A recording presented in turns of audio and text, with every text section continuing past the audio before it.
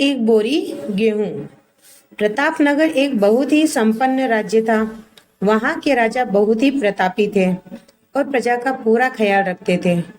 राजा ने पूरे जीवन प्रजा की मन से सेवा की थी, लेकिन अब वह बूढ़े हो चले थे, तो मन में बड़ी दुविधा थी कि उनके बाद राज्य को कौन चलाएगा। राजा साहब के 3 बेटे थे।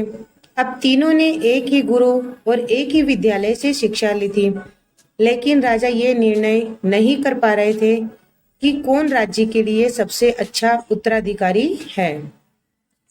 अब राजा ने तीनों बेटों की परीक्षा लेने की सोची। एक दिन राजा ने सुबह सुबह सभी पुत्रों को बुलाया और उन सबको एक एक बोरी गेहूं देते हुए कहा कि मैं और तुम्हारी माताजी तीर्थ यात्रा पर जा रहे हैं। हमें वापस आने में 1 वर्ष से भी ज्यादा समय लग सकता है। तुम तीनों की ये जिम्मेदारी है कि अपने हिस्से के गेहूं को संभाल के रखना, और जब मैं वापस लौटूं तो तुमको ये गेहूं की बोरी मुझे वापस लौटानी है। ऐसा कहकर राजा और रानी तीर्थ यात्रा पर चल दिए। सबसे बड़े बेटे ने सोचा कि ये गेहूं की बोरी पिताजी को वापस लौटानी है, तो इसे मैं तिजोरी में बंद करके रख देता हूँ। जब पिताजी आएंगे तो मैं इसे वापस दे दूंगा। यही सोचकर उसने गेहूं की बोरी को तिजोरी में रखवा दिया, ताकि एक दाना भी इधर उधर ना हो। दूसरे बेटे ने सोचा कि तिजोरी में तो गेहूं सड़ जाएंगे, मैं इन गेहूं को खेत में डलवा देता हूँ, जिससे गेहूं की अच्छी फसल होगी और पिताजी को एक बोरी की बजाय कई बोरी गेहूं दे सकता हूँ। अब उसने ना गेहूं के लिए अच्छा खेत देखा और ना ही अच्छी उपजाऊ जमीन, ना ही खेत की घास फूस को साफ कराया। बस ऐसे ही एक बंजर जमीन पर गेहूं डलवा दिए और कभी उनकी देखभाल करने नहीं आया। उसे लगा कि अब अपने आप फसल आ जाएगी। तीसरा बेटा ज्यादा समझदार था। उसने अपने मित्र के साथ मिलकर एक अच्छा खेत देखा जो बहुत ही उपजाऊ था। फिर उसकी मिट्टी बदलवाई, वहां पर घास फूस की साफ सफाई करवाई और फिर विधि के अनुसार गेहूं के दाने खेत में बो दिए।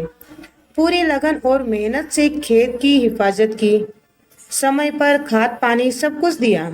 साल भर बाद पहली फसल आई। उसने फिर से उसे बोया, फिर और अन्न उत्पन्न हुआ। खेत खलिहान लहलहाने लगे। राजा यही कोई 3 वर्ष बाद जब वापस आया तो तीनों पुत्रों को देखकर बड़ा प्रसन्न हुआ और साथ ही मन में इच्छा थी कि ये जानने की कि बेटों ने गेहूं के साथ में क्या किया। पहले पुत्र ने जैसे ही तिजोरी खोल के दिखाई, अंदर से बहुत बुरी बदबू आ रही थी। सब कुछ सड़कर राख हो चुका था।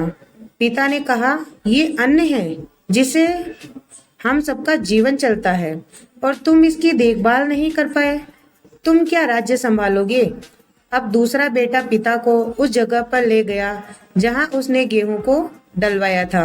वहां जाकर देखा तो जंगल था, बड़ी बड़ी घास फूस खड़ी थी। गेहूं का तो नामो निशान ही नहीं था। राजा बहुत नाराज हुआ और उसे भी राज्य का उत्तराधिकारी बनाने से मना कर दिया। अब तीसरा पुत्र पिता को अपने खेतों पर ले गया।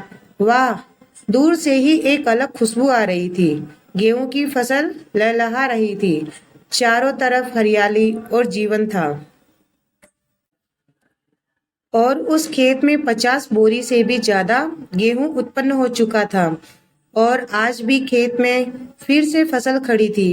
राजा का मन देखकर बहुत प्रसन्न हुआ और राजा ने तीसरे बेटे को अपने राज्य का उत्तराधिकारी बनाने का निर्णय लिया।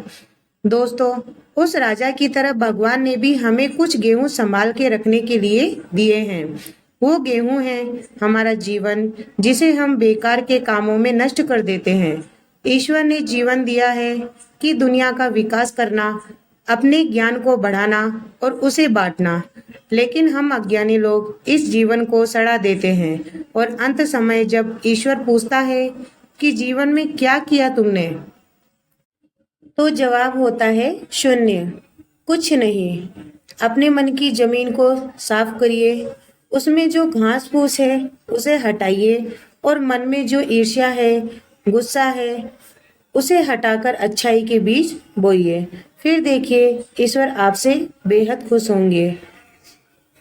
मिलते हैं नेक्स्ट वीडियो में, तब तक के लिए जय हिंद जय भारत।